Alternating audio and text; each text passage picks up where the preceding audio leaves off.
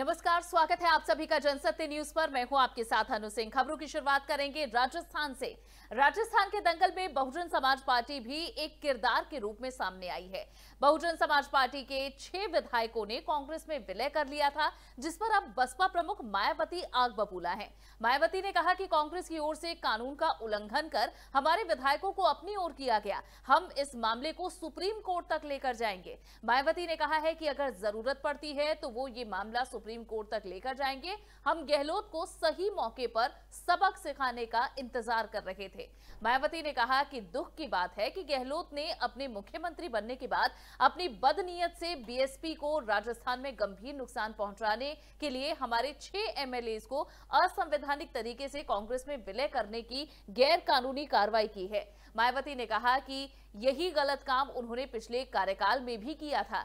UP की पूर्व CM बोली कि कांग्रेस का ये कार्य संविधान की 10वीं अनुसूची के खिलाफ है, इसलिए बीएसपी के द्वारा 6 विधायकों को व्हीप जारी कर निर्देशित किया गया था कि ये सदन में कांग्रेस के खिलाफ ही मत डालेंगे। बसपा ने ये निर्णय कांग्रेस के द्वारा बार बार धोखा दिया जाने के कारण लिया। मायावती ने राजस्थान सरकार पर निशाना साधते हुए कहा कि इस कारण से कांग्रेस की सरकार रहती है या नहीं रहती है, इसका दोष अब पूर्ण रूप से कांग्रेस और उनके मुख्यमंत्री गहलोत का ही होगा। आपको बता दें कि बहुजन समाज पार्टी के विधायकों के विलय का मसला हाईकोर्ट भी पहुंचा था, जहां पर बीजेपी विधायक ने एक याचिका लगाई थी और बसपा भी उसमें पार्टी बनाई गई थी, लेकिन वहां से कोई राहत नहीं मिली। राजस्थान में सियासी दंगल लगातार बढ़ता जा रहा है। सुप्रीम कोर्ट से यह मामला निकलकर अब राज्यपाल बनाम मुख्यमंत्री के बीच जारी जंग की ओर मुड़ा हुआ है। इस दंगल के बीच मुख्यमंत्री अशोक गहलोत ने आज एक बार फिर से कैबिनेट बैठक बुलाई है, जिसमें विधानसभा सत्र बुलाने का प्रस्ताव दिया जाएगा।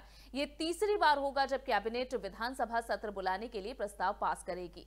मुख्यमंत्री अशोक गहलोत की ओर से अब तक 2 बार राज्यपाल कलराज मिश्र को विधानसभा सत्र बुलाने का प्रस्ताव भेजा जा चुका है, जिसमें पहली बार कोरोना वायरस का मसला उठाने के साथ ही राज्यपाल ने कुछ सवाल पूछे थे, जबकि दूसरे प्रस्ताव में सही जानकारी और सवालों का जवाब न होने पर लौटा दिया गया।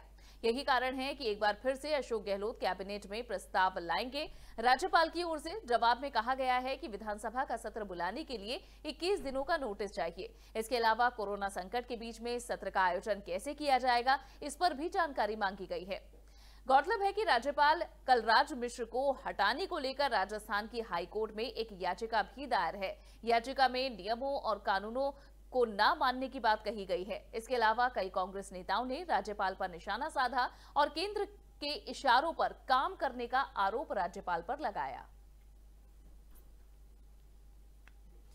रामलला मंदिर के निर्माण के लिए प्रसिद्ध कथावाचक मुरारी बापू 5 करोड़ रुपए दान करने की घोषणा कर चुके हैं। भावनगर में मुरारी बापू ने रामकथा का वाचन करते हुए कहा कि व्यासपीठ से रामलला मंदिर को बनाने में 5 करोड़ रुपए श्री राम जन्मभूमि तीर्थ क्षेत्र ट्रस्ट को दिया जाएगा।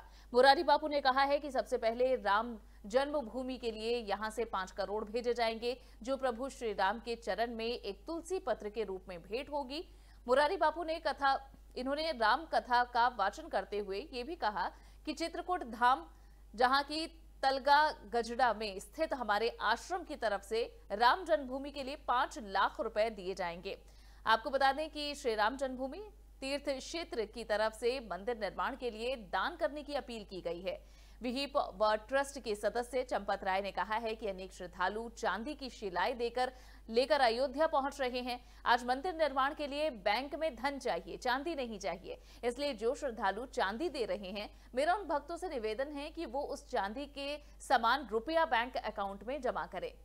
गौरतलब है कि विश्व हिंदू परिषद राम मंदिर निर्माण के लिए हर गांव और हर शहर में दान पात्र लेकर जाएगी और लोगों से चंदा इकट्ठा करेगी, ताकि राम मंदिर निर्माण जन भागीदारी से हो और सभी हिंदुओं का इसमें पैसा लगे। आपको बता दें कि 5 अगस्त को प्रधानमंत्री अयोध्या में राम मंदिर निर्माण के लिए भूमि पूजन करेंगे और आधारशिला रखेंगे। इसके लिए रामनगरी में तैयारियां भी जोरों पर हैं। अयोध्या को दुल्हन की तरह सजाया और संवारा जा रहा है।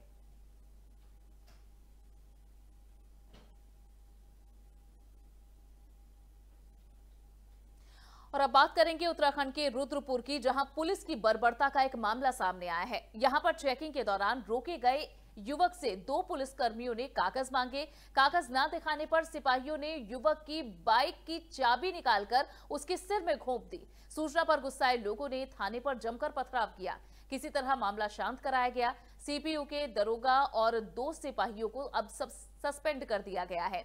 ये मामला रामपुरा इलाके का बताया जा रहा है, जहां रहने वाले युवक दीपक सोमवार रात को लगभग 8 बजे अपने पड़ोसी प्रेम प्रकाश के साथ बाइक से पेट्रोल पंप की ओर जा रहे थे।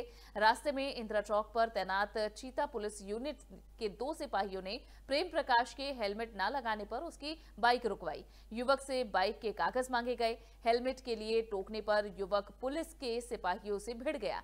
आरोप है कि युवकों ने बाइक के उनके पास कोई कागज नहीं थे, ना उन्होंने दिखाए। गुस्साए सिपाहियों ने उनकी बाइक की चाबी निकाल ली। दोनों के बीच विवाद बढ़ा तो सिपाहियों ने गुस्से में आकर दीपक के माथे पर जोर से चाबी मारी और उसके माथे पर ये चाबी धंस गई। युवक के माथे पर चाबी घोंपने से गुस्साए लोगों ने हंगामा भी शुरू कर दिया। दीपक को अस्पताल में भर्ती कराया गया। उसके इलाके में इसकी जैसे ही सूचना पहुंची तो दर्जनों लोग थाने के बाहर इकट्ठा हो गए और जमकर हंगामा किया। लोगों ने सिपाही को सामने लाने की मांग रखी और थाने में बवाल बढ़ता देख सिपाही विजय कार्की वहां से निकलकर भागने का प्रयास करने लगे, लेकिन लोगों ने उन्हें धर दबोचा। जमकर पिटाई की गई, वर्दी फाड़ दी गई। एसपी क्राइम प्रमोद कुमार समेत अन्य पुलिस अधिकारियों ने लोगों को समझाया और किसी तरह इस मामले को शांत कराया गया और फिलहाल इन पुलिसकर्मियों को सस्पेंड किया जा चुका है।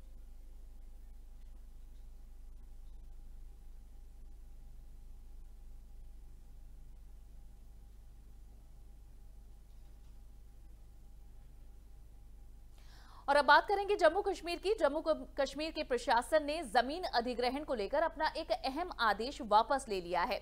अब जम्मू कश्मीर में सेना, सेंट्रल रिजर्व पुलिस फोर्स यानी सीआरपीएफ, बॉर्डर सिक्योरिटी फोर्स को जमीन लेने के लिए एनओसी लेने की जरूरत नहीं है। 1971 के सर्कुलर के मुताबिक सशस्त्र बलों जैसे आर्मी, बीएसएफ, सीआरपीएफ आदि को जम्मू कश्मीर में जमीन लेने के लिए वहां के गृह विभाग से नो ऑब्जेक्शन सर्टिफिकेट यानी एनओसी लेने की जरूरत होती थी। अब इस सर्कुलर को वापस ले लिया गया है। जम्मू कश्मीर अब केंद्र शासित प्रदेश है, इसलिए यहां अब केंद्र के नियम लागू होंगे।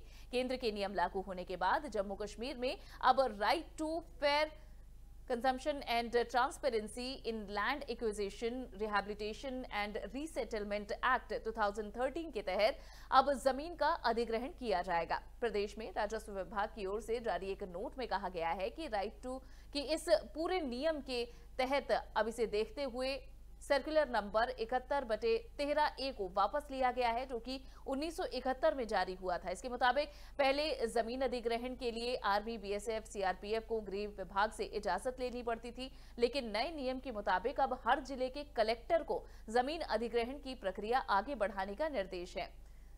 तो फिलहाल ये एक राहत, जहां एक लंबी प्रक्रिया का पहले अनुपालन किया जाता था, लेकिन अब इसमें थोड़ी राहत मिली है। और इसी के साथ खबरों में फिलहाल के लिए बस इतना ही। वीडियो पसंद आया हो तो इसे लाइक और शेयर जरूर करें। चैनल को सब्सक्राइब करना ना भूलें। नमस्कार।